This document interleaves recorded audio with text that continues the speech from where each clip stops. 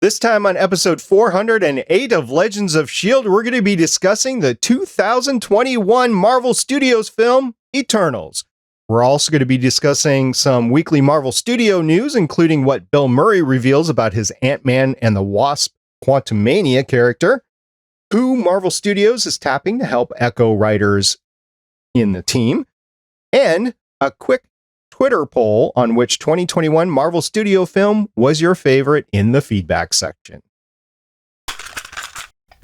I'm Chris from Play Comics, a show where we look at video games based on comic properties and how well they stick to that source material, a part of the Gonna Geek Network, just like the show you're checking out now.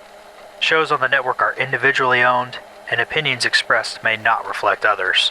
Find other astonishingly geeky shows at GonnaGeekNetwork.com. You have been granted clearance by director Alfonso Mack Mackenzie. Stand by for a S.H.I.E.L.D. debriefing.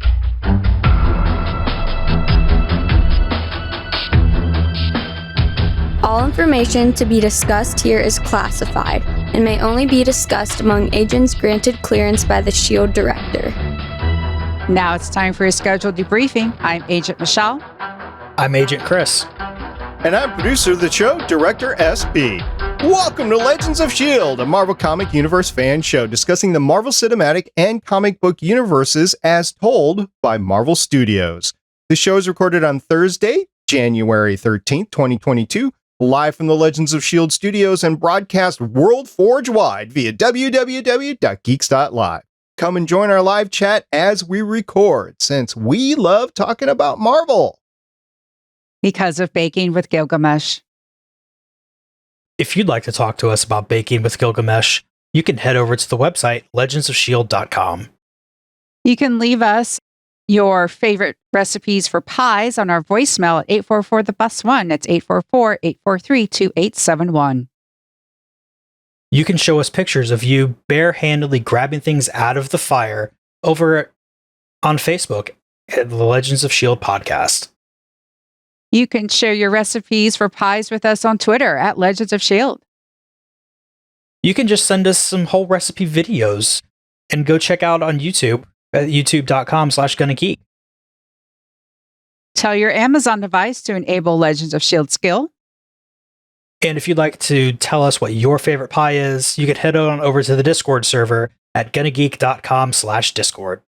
And remember, Legends of S.H.I.E.L.D. is a proud member of the GonnaGeek.com network. I thought his apron was great, but the way that he described making his own alcohol, which apparently he did many, many times, was simultaneously gross, but everybody thought it was so delicious. I don't know what to think about it. I'd try it. He is a god. It's not technically a god, but okay. Close enough, I'd still try it. Me too. Why not? Right. There you go. 2 out of 3 want to try Gilgamesh's mead. All right. We're going to talk about Eternals, so let's just get into it.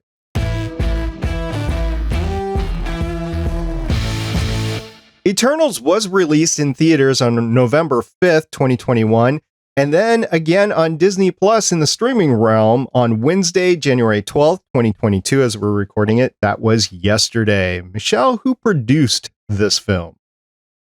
Oh, gee, look, it's Kevin Feige. 79 production credits, starting with X-Men in 2000. 79 are Marvel-based properties. No longer has a Star Wars project, so that's interesting. So he's still the man in charge of Marvel. And also we have Nate Moore as a producer, has 6 production credits, including Captain America, Black Panther, Falcon and the Winter Soldier, and Eternals.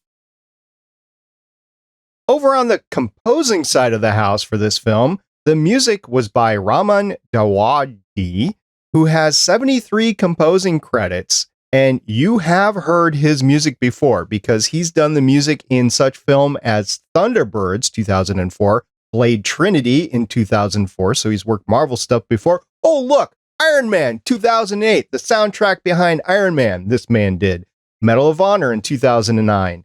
Clash of the Titans 2010, Red Dawn 2012 version. Pacific Rim, which I know is one of Lauren's favorites. She can't be here tonight. That was in 2013. Warcraft in 2016. The entire TV series of Person of Interest, Prison Break, Game of Thrones. Yes, Game of Thrones, Winter is Coming, was done by him. Tom Clancy's Jack Ryan, the streaming series over on Amazon Prime. Westworld over on HBO, and a little movie that's in post-production that includes, I don't know, maybe you've heard of him, Tom Holland before, Uncharted. So yes, Raman has extensive ties to the Marvel Cinematic Universe and all of its extensive ties. I thought the music was great. We're not scheduled to talk about it specifically, but what did you guys think about the soundtrack for this movie, Chris? I thought it was pretty good. I'll definitely see if I can find it on Spotify or something and just have it playing at work, because it seems like it's going to fit the mood for a lot of things that I'm going to have to deal with over the next few weeks. Yeah, it was solid. I think it's one of those ones that sort of really blends into the background, which sometimes a soundtrack needs to do. I agree. So, Chris, who directed the movie? This one was directed by Chloe Zhao. She has 8 directing credits. Unfortunately, I have seen none of them, but I really want to. It looks like some really interesting titles, including, I mean, this is me judging based on titles, but Songs My Brother Taught Me just sounds like a good title. The Writer sounds like a good title. Nomadland really sounds like a good title. I've seen nothing that she has done in the past either, but I think she did a decent job with the directing side of the house. We'll talk about the movie in its entirety later. Michelle, who wrote this movie? We've got 3 cooks in the kitchen. First, we have Patrick Burlig, and then Ryan Firpo and Kaz Firpo. And yeah, that's it. Nothing. If you look in their IMDb credits, you wouldn't be able to distinguish them from somebody off the street, basically, but they put this together. All right, we're not going to talk about the entirety of the cast for this movie, but we're going to talk about a select few, and each of us have chosen our favorites. And Michelle, since you wanted to talk about a person in particular, you get your first dibs at the cast. Okay, so first we have Gemma Chan as Cersei. Some of you might know her from Humans. It was a great show. Captain Marvel as Minerva. So she is a very intriguing actress, and I was happy for her to be in the lead. Then we had Salma Hayek, the living goddess that she is, as Ajax. Frida, Desperado, Dogma. She is amazing. We also have Leah McHugh as Sprite. She is new to me, but I think she did a really good job, of course. Then we have Brian Tyree Henry as Fastos. You might also know him from, let's see, Atlanta. That's where I knew him from. I'm like, I know this person. Atlanta, plays Paperboy. That's where I know him from. Such a different character. It's really interesting when actors get to, play against type. Then we have Lauren Ridloff as Makari. She's also been in The Walking Dead, the TV series, as Connie. And the one, the only, Ma Dun-Sok, also known as Don Lee, as Gilgamesh. Train to Busan, The Neighbors, The Bad Guys, the movie, The Gangster, The Cop, The Devil, Unstoppable. He's just amazing, and I have things to say about what happened to him. So those are my highlights for the cast. Chris, who are your cast highlights? My highlights were taking a trip down the accent train because I just really like accents. So the first one that really caught my ear was Icarus, played by Richard Madden. Most people will probably know him as Robb Stark from Game of Thrones. I haven't seen that yet. He was also in Rocket Man, and I just really love hearing the Scottish in there, especially when you can put it up against the Irish of Barry Cohen. I really hope I said that right now. He was in Dunkirk and The Green Knight. Just so fun to listen to both of them talk. But the most fun for me was Kumail Nanjiani. I couldn't watch this movie without imagining him as his character in Portlandia, which I think just made the entire thing even more hilarious for me. I loved his Bollywood scene. We'll talk about that later. So my cast favorites are Angelina Jolie, and I'm not a Angelina Jolie fan by any means, but I thought she knocked it out of the park with her acting here. She had to play a wide range. First of all, a badass warrior. She had to play somebody who was slowly losing her mind and be able to interface with other people on the flip sides of that. I just thought she did a great job with all of that. Kit Harington. I'm not a big Kit Harington fan at all, but I know he was from Game of Thrones. I know he has a big fandom, and I know he's got a future in the Marvel Cinematic Universe because, well, spoiler, the end credit. But we see him sparingly in this, and he's just name recognition, really. Matter of fact, you guys remember that one phone call in the woods when they were in the Amazon, and Cersei called him, or he called her, or whatever? That was just to put Kit Harington's face in the film. That phone call was totally not necessary. All right, and then I want to talk about Harish Patel, who played Karan, the valet, Kingo's valet. He was just so good in this. We talked about side characters last episode, by the way, our favorite side characters. If we had done this cast, Karan would have been in my list of 3, basically. I just enjoyed what he was doing, what he had to say, his loyalty to Kingo, his fact that the Eternals didn't faze him at all, and he was a long-time confidant of Kingo, so really enjoyed him. And then last but not least, we're an Agents of S.H.I.E.L.D. podcast. We started as an Agents of S.H.I.E.L.D. podcast. There was an Agents of S.H.I.E.L.D. actor in this, not as their Agents of S.H.I.E.L.D. character, though. It was Patton Oswalt playing Pip the Troll, an atrociously animated troll, but still, it was Patton Oswalt, and you know we're going to get more of Patton Oswalt in the MCU. This is going to be fun for the future, but he had such a small role in basically a mid-credit scene. I just wanted to annotate him. So, yep, that's the cast, and we're going to go forward with the rest of the discussion here. So the IMDb synopsis of this is: the Saga of the Eternals, a race of immortal beings who lived on Earth and shaped its history and civilizations. That's a pretty good synopsis, I think. What do you guys think? It's short, but good. It's not wrong. I think it's interesting that it's just the Saga of the Eternals. Even the person who wrote the one-line synopsis was just, I don't really know what the saga was. Let's just put Saga in there. So not Saga comic book, but the Saga of the Eternals. Okay. All right. Well, we have a more detailed synopsis. If you haven't seen Eternals, or if you need to be refreshed on what happened in the Eternals, well, I have a special thing for you right now, because we have our standardized synopsis, which I will take ownership of the author. I know there's been a couple of changes, but I will take ownership of this. So if you have a complaint, come see me. So we're going to get into it right now.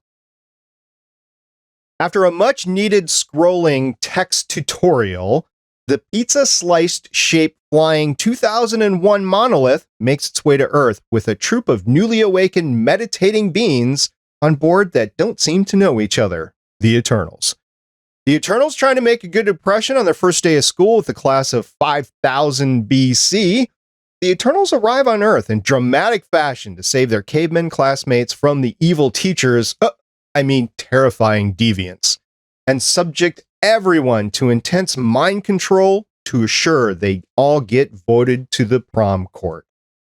An immediate time jump to present day after the Marvel pre-roll confirms this will be a non-linear storytelling tale involving Winterfell's finest Kit Harington, as winter in the form of global disaster is sure to come. As a newly upgraded self-healing deviant attacks, Cersei and Sprite's Battle of the Boyfriends play out in the streets of London. The Eternals' then journey through time continues in a magnificently rendered 575 BC Babylon as Ajax becomes concerned about her special Earth. Icarus trusts in Arishem, and the rest of the Eternals start their character development. The Eternals' next stop takes them to India in 400 AD, and after 175 years of dating, Icarus and Circe marry. Back in present day, Ajax is discovered killed, and Circe becomes the Eternals' appointed leader while learning it is almost time from Arishem, who looks an awful lot like Galactus. Back in 1521 AD, the Eternals learn how to party, and Athena starts to fall to the Madhuri.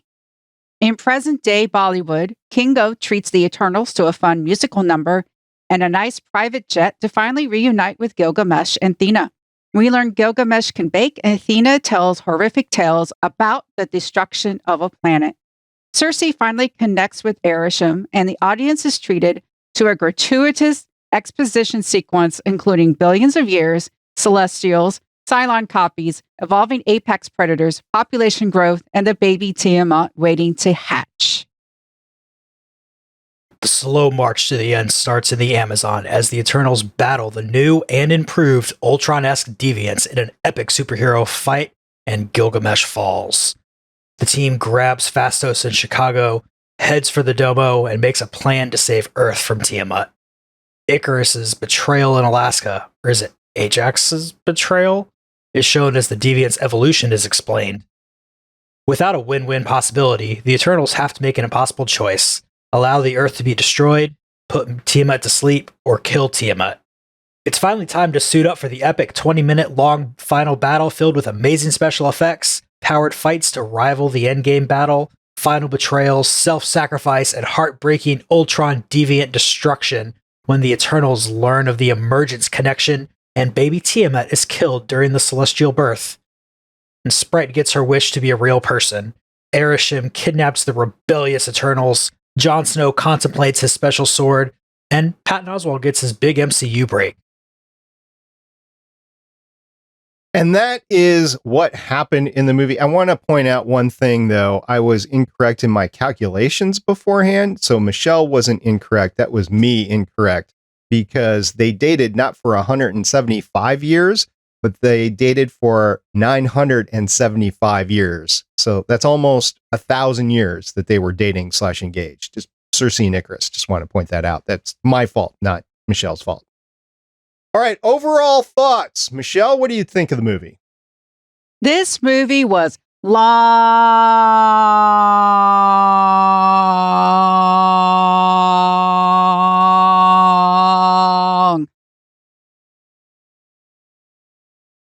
I think a Ryan George pitch meeting put it really perfectly. This probably would have been better as a Disney Plus series where they would have had 8 hours to stretch everything out and really show us what was going on with the characters instead of 2.5 hours of Graham time.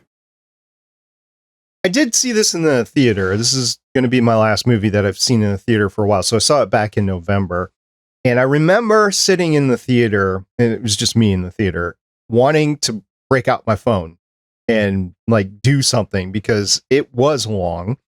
But I was captivated by it, and maybe it just speaks to me personally because of the nonlinear storytelling. I don't know, but I did enjoy it, but I will agree, it was long. So I guess that's where we're going to start our discussion. It was long. Right, Chris? It was really long. I stayed awake the whole time, though, which is amazing for me. But the thing is, it's long, and I still wish that it spent more time explaining things, because this isn't like Avengers where you've come in and you've had some of these solo movies before, so even the super casual fans kind of know what's going on. This is a brand new set of characters that we've basically never seen anything about in the MCU, and there's 10 of them, and I'm supposed to care about all of them. Yeah, indeed. There are 10. And throughout this epic, we don't even get all of them. We get them all in the past in these fragments of pairings. And there are some love things that could have been cut. I was spotting in there. It's like, well, that's too long and that's too long. We could have cut that, spent more time on here. I was trying in my notes to make like, okay, so Makari is speed girl.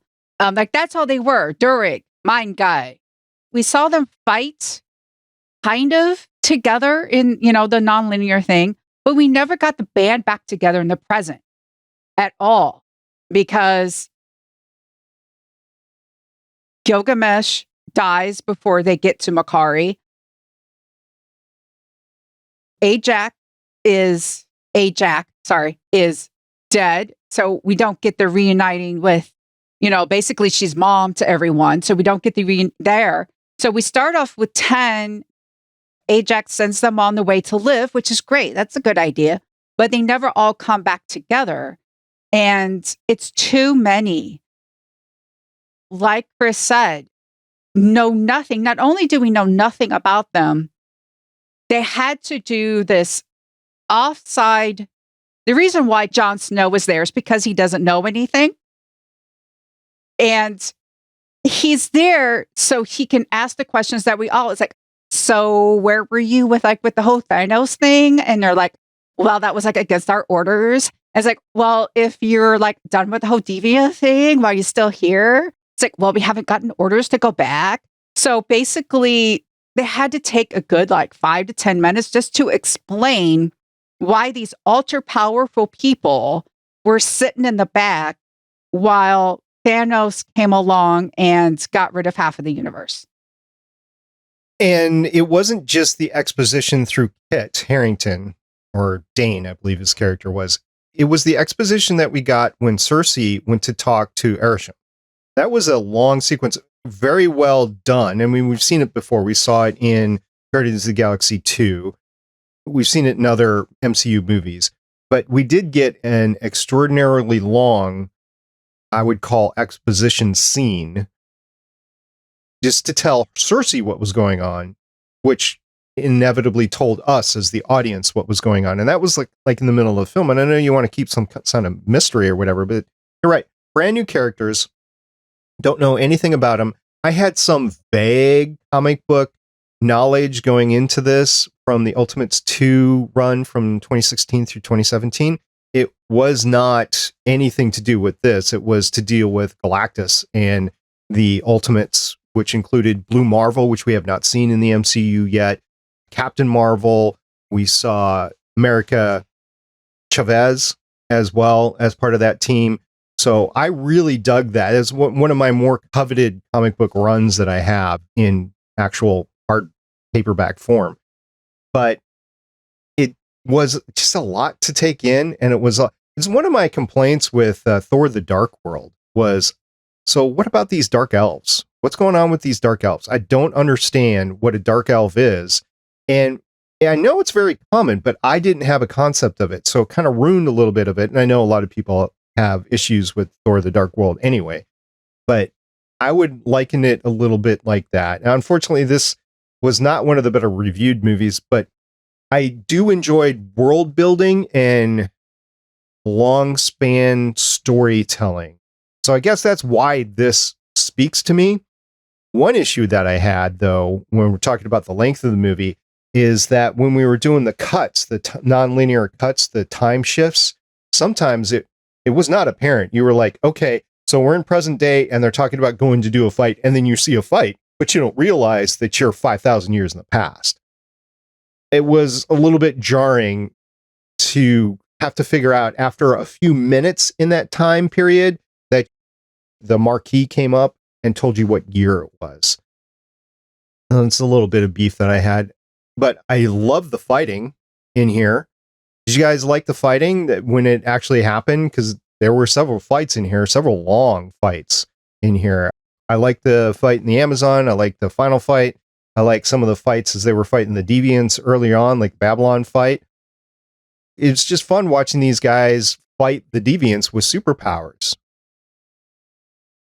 I agree. They were well choreographed, good effects, especially since with Angelina Jolie, who plays Thena, not Athena. She's very much, don't put the A there. Her weapons are pure CGI. So the fact that she was very convincing with these pure CGI weapons speaks to her acting ability, also choreographing, because she has to, even though she had a stunt double, of course, but she still has to be believable holding green sticks. Probably during production, it was like green sticks or something. So yeah, I enjoyed the battles. Of course, I'm still trying to figure out how all of their abilities work together. I think because we really didn't get the whole band back together to really see some coordinating fighting. I would have really liked to have seen a cohesive, like a nice battle sequence where we really understood how all 10 of them.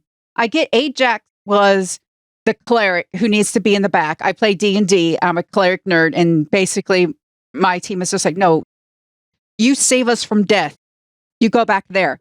So I understand why she wouldn't be front and center, but the others, we got a taste of it like near the end, but I kind of think how they go together besides, but I do. I like a lot of the fights. You're right there, SB.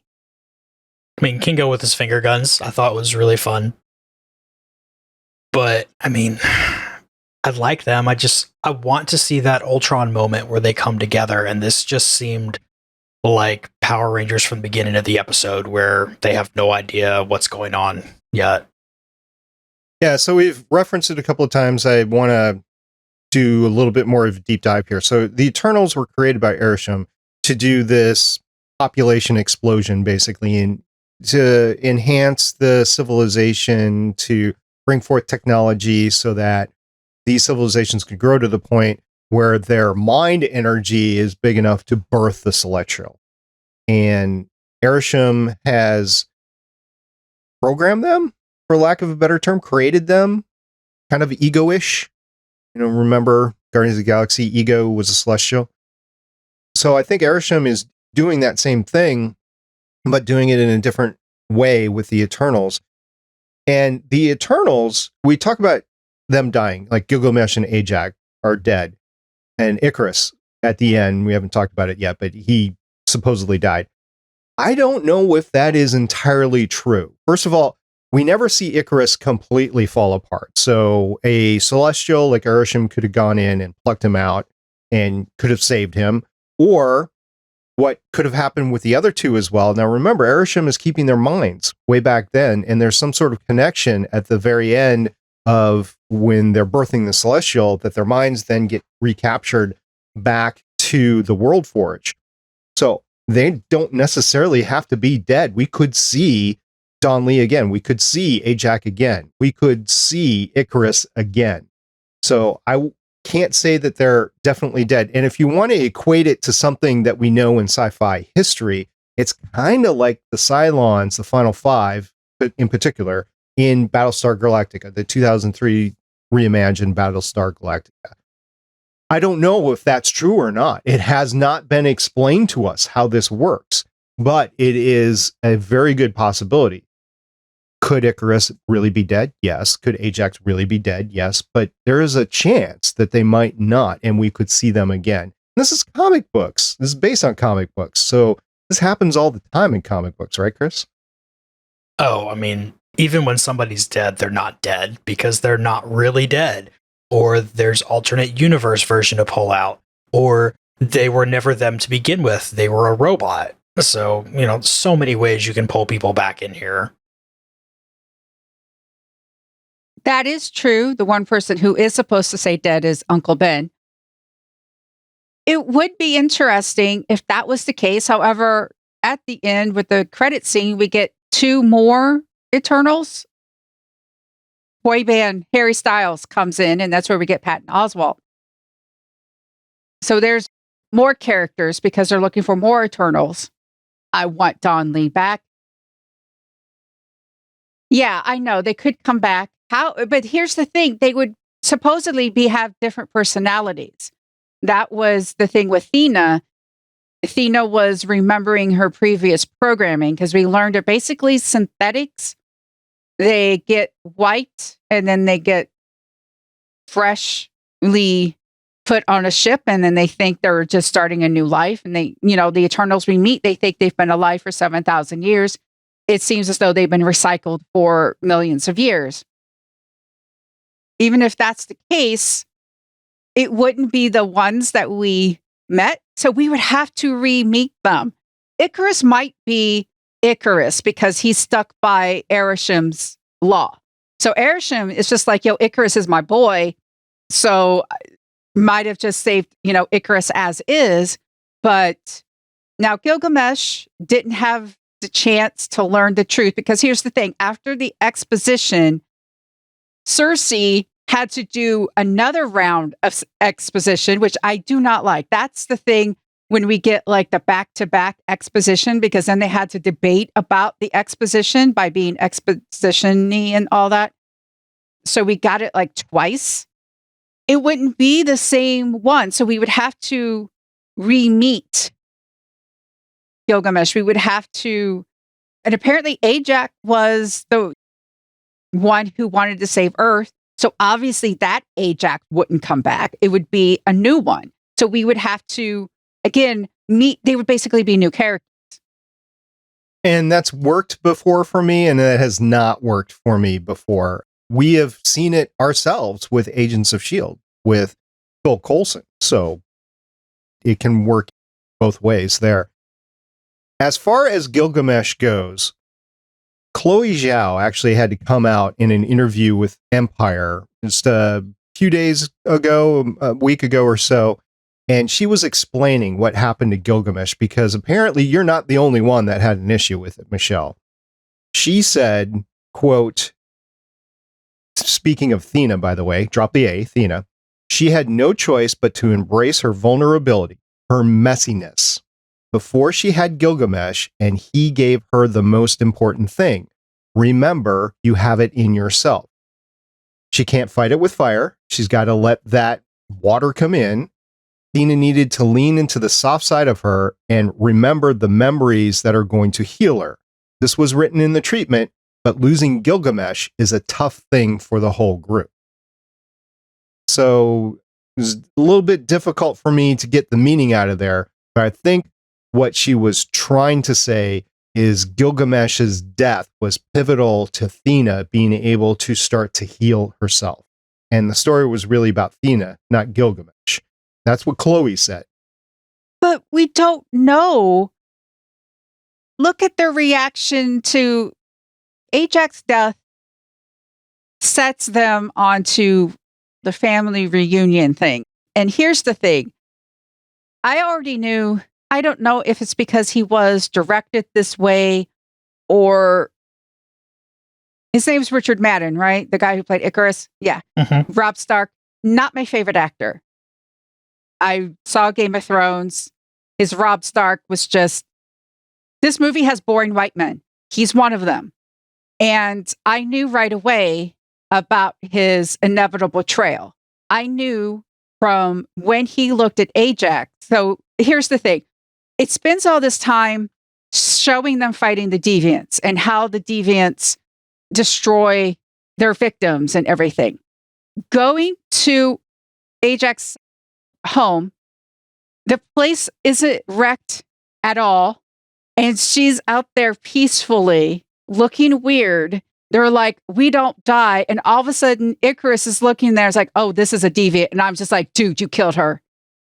Because either you killed her or you know the deviants killed her and you're not saying anything. I knew it from then. And that's another reason why this movie was just like long. Because I'm just like, he's like, come on, girl. You left for a reason. Come on. So I was like, I knew he was like, I was just waiting for his curse your sudden but inevitable betrayal moment. It was like, oh, get there. Because we don't know them well enough. We don't really know how Gilgamesh's death really impacts because we don't see them interact enough until where any of these things have impact. It has impact on Thena. That's great. But there's 9 others besides Thena. And like we keep saying, there's so many that it's hard to care about them. We needed like 3 less. So I think the key of this movie is actually Icarus, because it is a no-win situation. You save Earth, and that's great. We live on Earth. Earth is special, we think. We were able to affect Thanos, bring half the universe back. But it's still just a planet. And in the grand scheme of the universe, it's supposed to birth a celestial, which will then go on to enhance the Earth, because celestials make planets. So Icarus's betrayal, not necessarily are the Eternals going to save Earth, or are they going to save the celestial? That's, pick one. It doesn't really matter. Since we live here, want to save Earth, but the universe could go either way. Icarus betrayed his own team. Now, he could have debated. He could have said, like Kingo did, I don't believe in what you're doing. I'm not going to stick around. No, instead, he literally stabs them in the back by killing Ajax and then enabling the further development of the deviants. So I think the story really is about Icarus's betrayal. And I think they tried to throw in there a little bit of the love story with Cersei so that we felt a little bit more for him. Didn't quite work for me, but at least I saw what they were trying to do there. And that's how I see this movie, is all about Icarus and how bad of a person that he is. You're right. Arishem thinks he's the best thing ever because he tried to go back to what Arishem was trying to do here with birthing Tiamat. Arishem could have definitely saved him or taken his mind and given him his original programming and put him in a new body, that sort of thing. Whatever they're going to do here. But yeah, that's how I see it. Icarus is the reason why this movie is here. I mean, the problem, though, is that Icarus is Scott Summers who can fly. And he's going to blindly follow his leader because that's who the leader is. And the leader must be right because he's the leader. And everybody else isn't with me, so they are poopheads and wrong. That is so perfect, Chris. That is so perfect. It's funny that you mentioned that he is Cyclops, because that's basically what I thought. He's through and through Cyclops. He can fly. He can throw beams out of his eyes. Those are his two powers, basically. It's the only difference is he doesn't have to have glasses over his eyes. And I'm assuming he's not quite as good at geometry. I don't know how smart these guys are. I mean, they've been around for a long time. So they've had the ability to assimilate quite a bit of a knowledge. And unfortunately, we see how that can affect them in Thena. But the rest of them seem to deal with it okay. I'd argue that Druig was affected by the whole thing. He is on the border of being incredibly unstable. And I don't know if that comes from him being able to control minds or just his personality. But dude creeps me out. Well, you can control everything, make everybody stop fighting, solve all the problems in the world, except you can't because you've been told you're not allowed to use the one thing you can do to make that all happen. Yeah. I was hoping, talking about the deviants, one of the moments that I thought was interesting was with Thena and the main deviant, who says we're both victims of programming by gods. And I really thought they were going to do something interesting with the evolution of these deviants. I thought that was going to be the main conflict, but no, we have to have this other celestial thing going on. That's another thing. It's when you have too many characters, you need to simplify some things. But instead of this interesting idea, we get Thena just chopping it up like sushi and then exiting the cave, and no one cares about the deviants anymore. It's like this really interesting idea was getting developed, and it's like, no, let's drop it for this other thing. That was frustrating. So with Druig and everything, it's like, it would have been interesting earlier on. Basically, I kind of feel like they wanted to do Eternals Civil War. And it's like, you know what? Just go ahead and lean into it. That's what it ended up becoming anyway. Icarus having one side of the issue, the rest of the team not. It's like, you know what? You were doing Eternal Civil War from the beginning. You should have just leaned into it. If that's what you were going to do, lean into it and allow us to get know these characters and debate the sides with you as we go along the movie or something. I'm not steeped in the Bollywood culture, basically. And just seeing this and seeing the excitement that Kingo had and the excitement of everybody around it, including Corinne, it was fun to watch. It was a great little, watching it the second time, it's not as long as you think it is the first time around, the little number that they do, but it is a good Bollywood number. And at least in my opinion, right? I've not seen any Bollywood stuff, but it makes me want to see more. And so congratulations on Kingo, the Eternals, of introducing me basically to Bollywood and the Bollywood culture. Oh, that was perfect. I haven't watched a lot, but I have watched some. It was just perfect. And that's what gets me. It's like they had these interesting ways of giving us exposition. Like Sprite could do like really cool illusions and do like these great stories. And then we had a Bollywood number.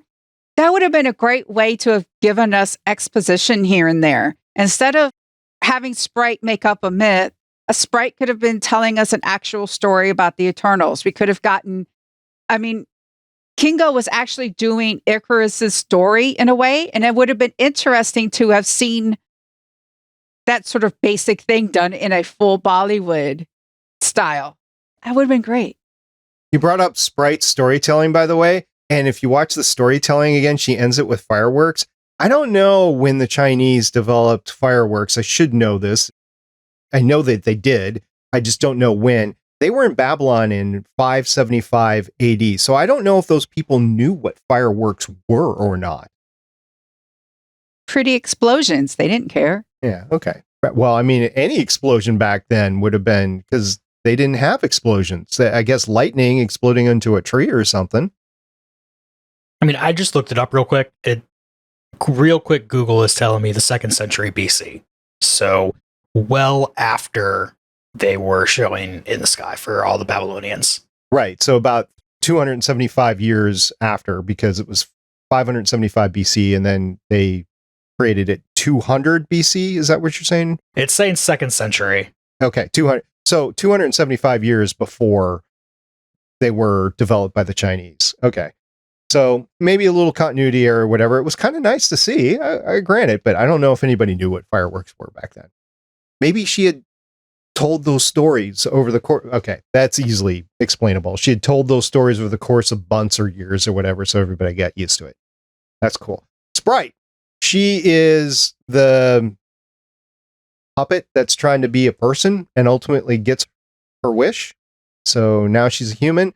I don't think she's going to be a human for long. I think she's going to be allowed to mature, and then she's going to go back to her powers somehow or become an even other villain, not villain, but being. We've seen very powerful sprites in the Marvel comics, and I think that she is going to be the embodiment of that. I don't think her time in the MCU is done by any means. All right. I have a beef with this movie, guys.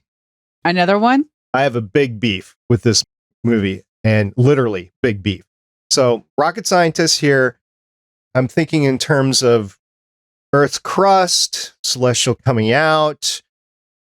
Okay, it was in a volcano, so there's some volcanic activity, and there's a body of magma that comes up for the eruption. But they're talking about fracturing a sizable portion of the Earth's crust. And the head and couple of hands and one of the spikes from the shoulder is coming out. So basically, the Celestial has fractured the crust already. You're talking about a couple 100 miles of crust. This Celestial has gone through that already and is poking its head up out of the ocean, somewhere in the Indian Ocean, I assume. That's going to have detrimental effects to the planet. They were talking about worldwide or planet-wide earthquakes, and nothing big happens. It's just they turn it to stone and no big deal. Also, I have a secondary beef with Agents of S.H.I.E.L.D. When the planet gets ruined with the lighthouse, we don't see a Celestial in the middle of the planet. We don't see a celestial, a little baby infant celestial floating around out there. Oh no, we just see the remnants of the planet. So 2 beefs with the Tiamat. What happened to Tiamat and Agents of S.H.I.E.L.D., which is the whole continuity thing, or why is the planet still together? My 2 beefs. I understand. I'm a science teacher in my day job, and I'm just going, that's death. Okay, that's not only is it major structural to the Earth, but it also is going to interfere with the magnetic part, and it's going to probably mess with the tilt of the Earth. It could cause wobble, which would impact our orbit. And it's just, yeah, because it was so big, and it was just like, yeah, when it comes out, it's going to destroy the entire Earth. But yeah, I know everyone's going comic books, but all of a sudden everybody's fine. There's just the big celestial head there to plug up the hole from the magma. There you go. I only know 2 things for sure here. One is that there is a wonderful film theory video, which also takes a poke at all of these.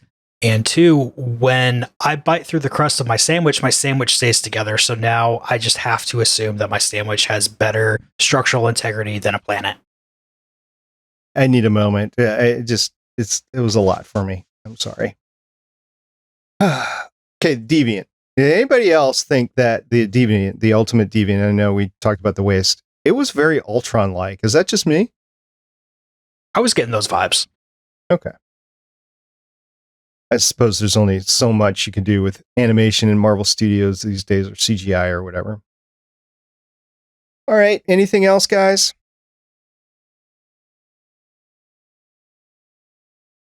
Longtime listeners might remember that we were giving some rather strong opinions about some countries' choices of whether to show this movie or not. Oh no, there are 2 guys that kissed, and it is much tamer than you can see walking down the halls of a middle school. Meanwhile, you have Icarus and Cersei full on naked, which you don't see anything, but you know they are. Really? Yeah, because not only do you see them naked, you see the motion. And that's one of the things that we could have cut. I really thought, okay, they kissed, we're going to cut to the next thing. But no, we get a full on boning scene. And this is what I want. I want the Disney Plus show we all deserve, which is Fastos and Home. And then with being daddy. And then, of course, the neighbor Gilgamesh doing baking and stuff. So we needed that. That was cool. But yeah, like I said, the Cersei Icarus thing, because also I didn't really sense any chemistry. Gemma was doing her best to bring chemistry. And then all of a sudden, there's a love triangle with Sprite. Love Square. And it's just like, oh God, really? It's just like another thing in this kitchen. And I get Sprite's frustration, because Sprite is basically Claudia from Interview with the Vampire. For all those who are not familiar with that Anne Rice, rest in peace, novel, Claudia is a little girl that the vampire Lestat makes into a vampire to keep Louis around. And Claudia doesn't grow up, and it has serious ramifications. So I'm going, okay, that's who Sprite is. Again, I'm just like these basic cardboard 2-dimensional notes about these characters. And again, I just would have liked to have gotten to know them more.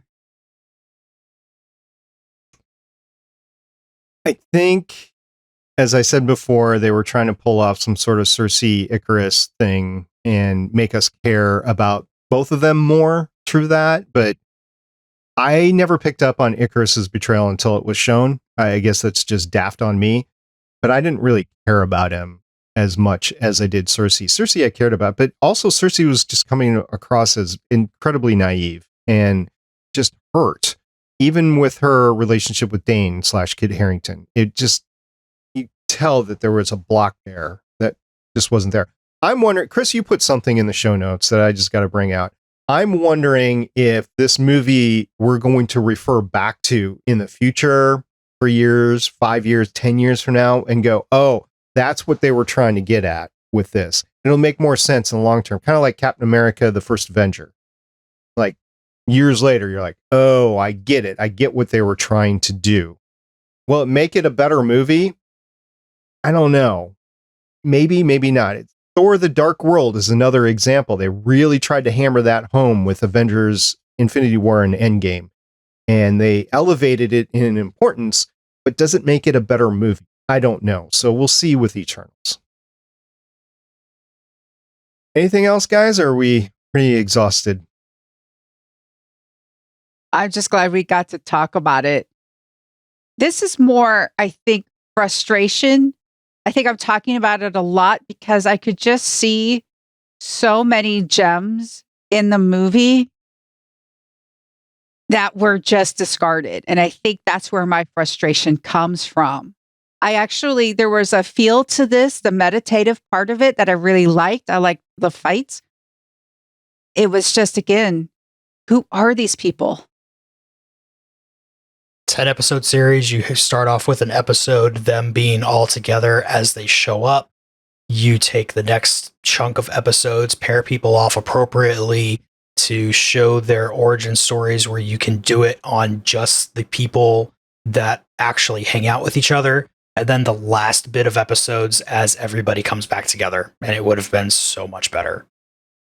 Marvel's done this successfully before, maybe not with as many characters, but Guardians of the Galaxy is a good depiction of them actually pulling something off. If you go beyond the main team, you get other characters that are thrown in there as well. Just this was all one big, huge team. Also, we've got a long movie, 2.5 hours. And I understand you pay a lot of money to see a movie and you want to see a spectacular thing, which we did. I want to talk about that in a second. But what's the right length of a well-told story? Are we talking 90 minutes? Are we talking 2 hours? Are we talking 2.5 hours? Are we talking 3 hours? Was there enough story to put this into a 2.5 hour movie? Probably not. But what is the correct length of a good theater experience for something like this? One where you don't realize that much time has gone.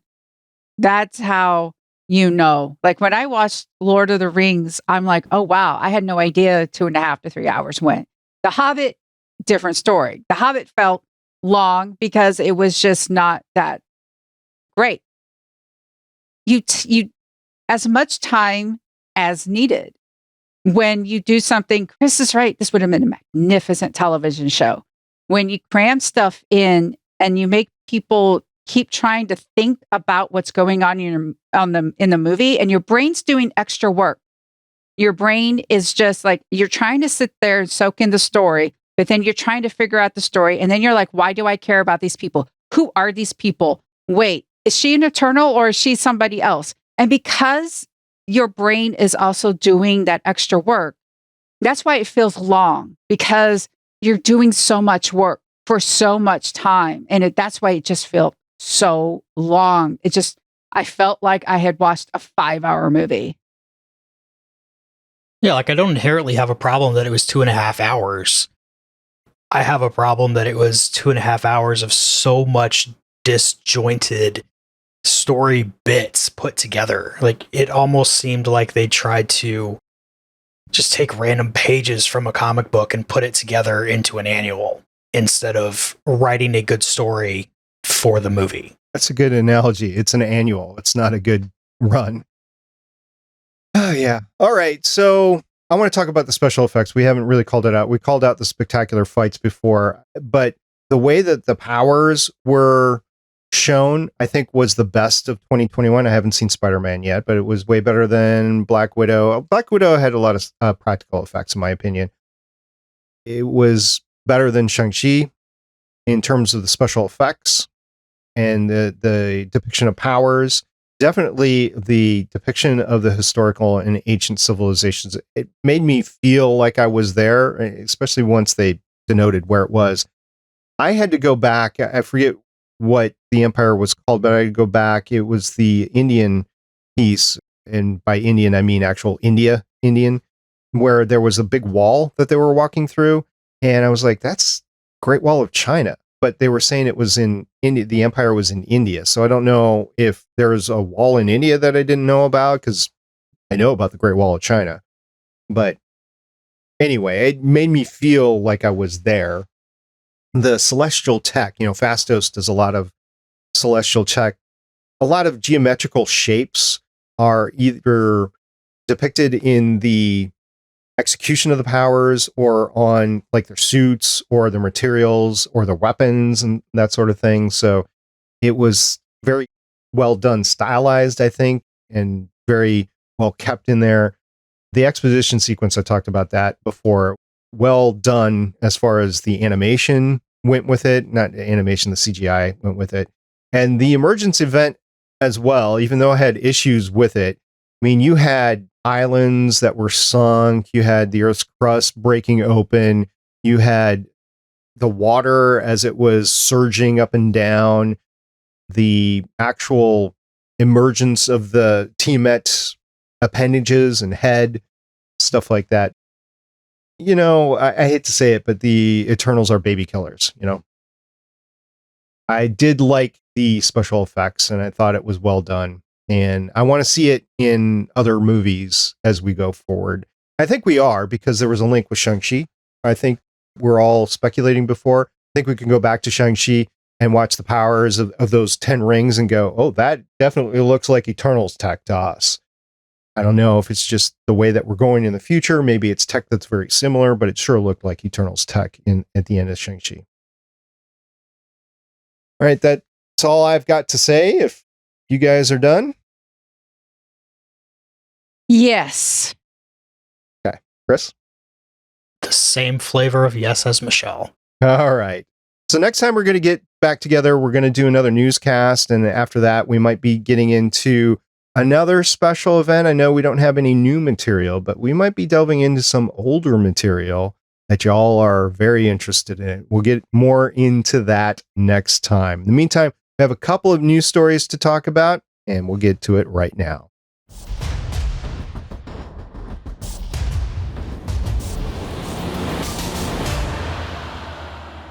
First thing I want to talk about is the box office for Eternals. How dare we talk about a Marvel Cinematic movie and not talk about the box office? Well, here we go.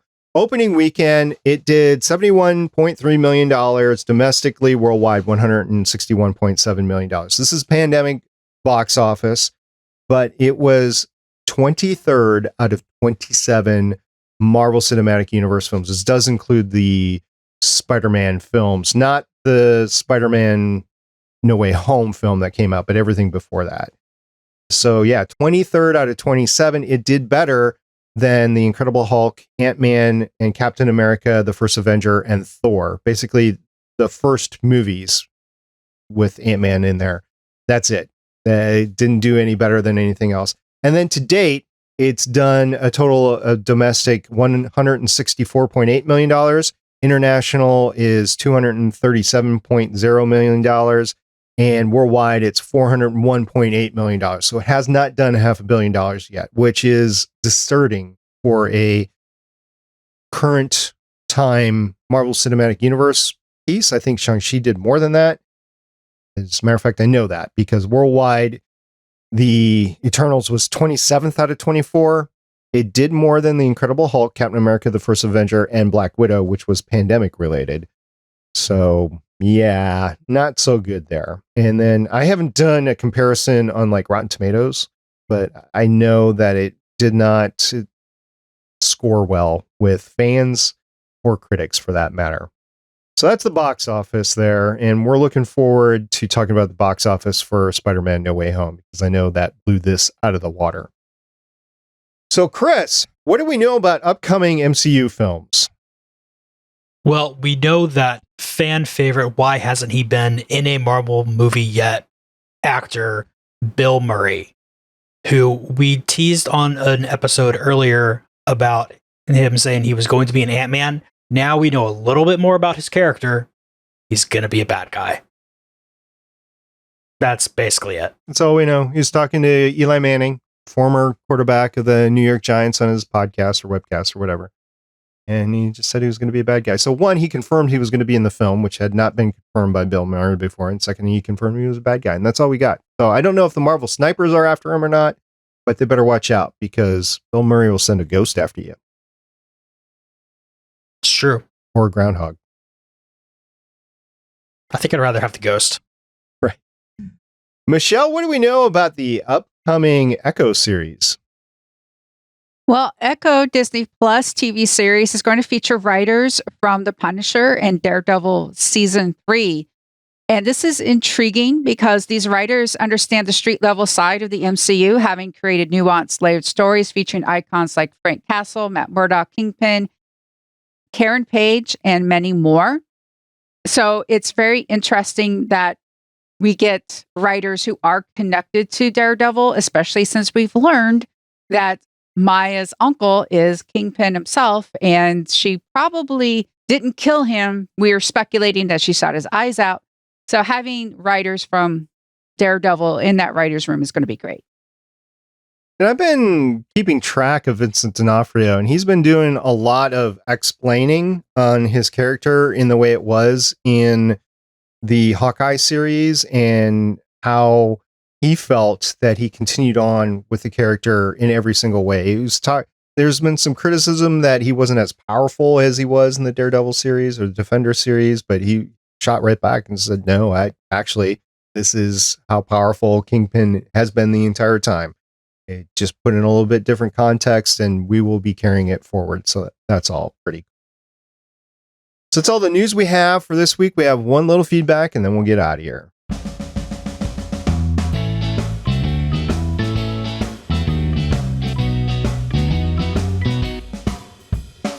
Delving into our bag of tricks over on Twitter, we released a Twitter poll just yesterday, and we asked what your favorite MCU film of 2021 was. You had 4 to choose from: Black Widow, Shang-Chi, Eternals, or Spider-Man No Way Home. And with 52.2% of the vote, Spider-Man No Way Home won. Now, none of us have seen Spider-Man No Way Home on this podcast right now. We're really looking forward to when it comes out streaming on Stars so we can watch it and then podcast about it.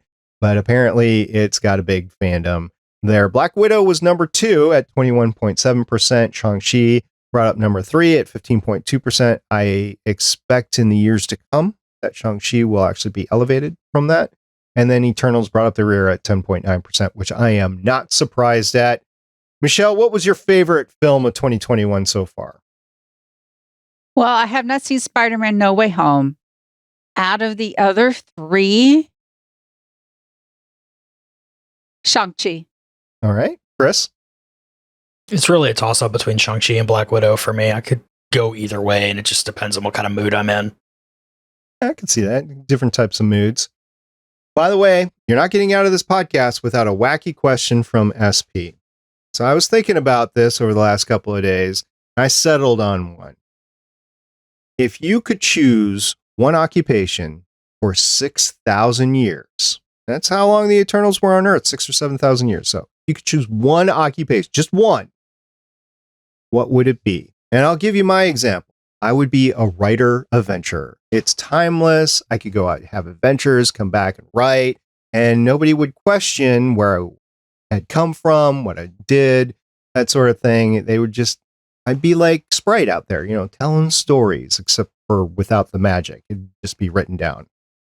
And then hopefully some of my work would transcend time and I would get royalties for a while and I would make some money. So that's my example of what I would do for 7,000 years. Shall I see you thinking intently? Do you have something in mind yet?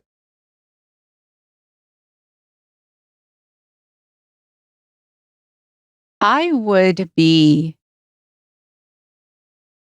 I would be, if I knew I was going to be alive for 6,000 years, I would be someone who would want to control the way my life was going to be. So I would be someone who would be buying land, developing it, sailing forth, discovering new things, discovering new resources, how to manipulate those resources in order to shape society and make myself basically so rich and so just behind the scenes necessary that, yeah, that's what I basically would try to rule the world.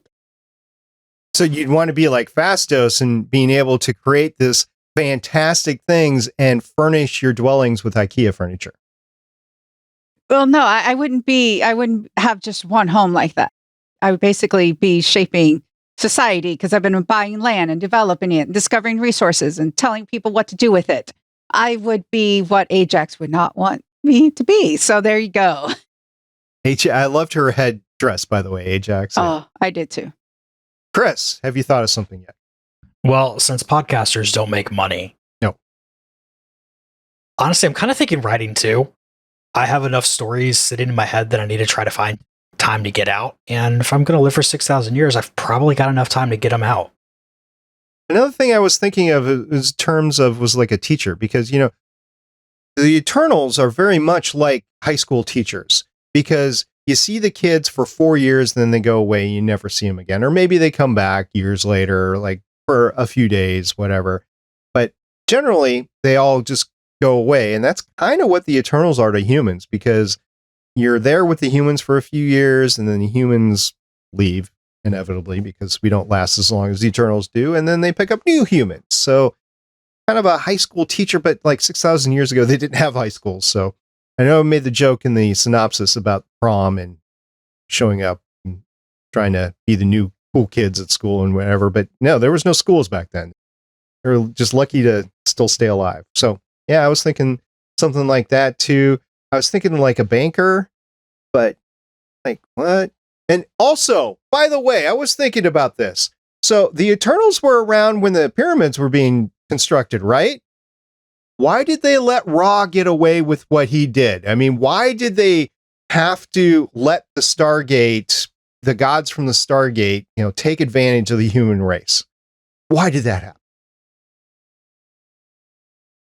They were too busy attending the wedding of Cersei and Icarus. I don't know.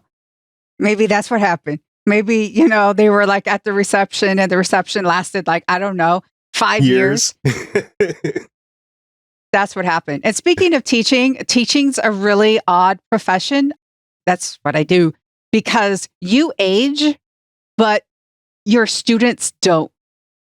Because I teach a bunch of 14-year-olds. Next year, I teach a bunch of 14-year-olds. I age. They don't. It's a very odd profession. All right. Well, that's all the feedback we have for you this week. So let's get on out of here.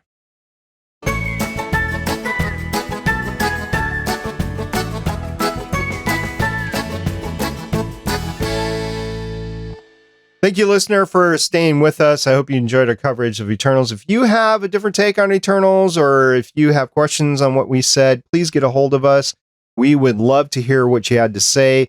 The best ways are voicemail, 844-THE-BUS-1 or 844-843-2871, or come join our Discord server at GonnaGeek.com/Discord.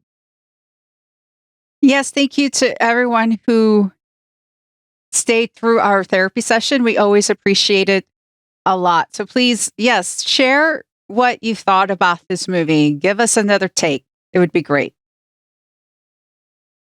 Yeah, because we certainly want to know what everybody else thought about this. You know, our opinions are not even attempting to capture what all of the Marvel fans' opinions are. So let us know what you think, especially if you think we're wrong.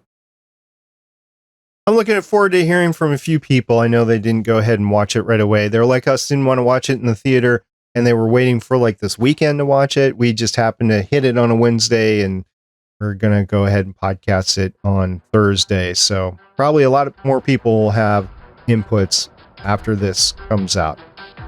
Well, that's it for this week. Until next time, I'm director of the show, SP. I'm Agent Michelle. And I'm Agent Chris. We'll see everybody next time where we talk some Marvel news. Bye. Bye. Thank you for listening. If you want to leave us feedback, go to GonnaGeek.com and you will find all our contact information and other shows.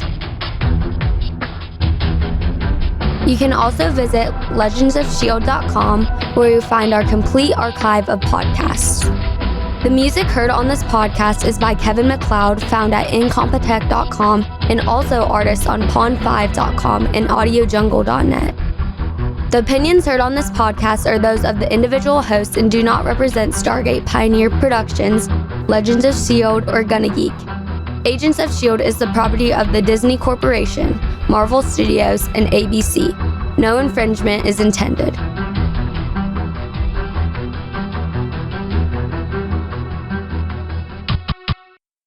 Legends of S.H.I.E.L.D. is copyright 2013 through 2022.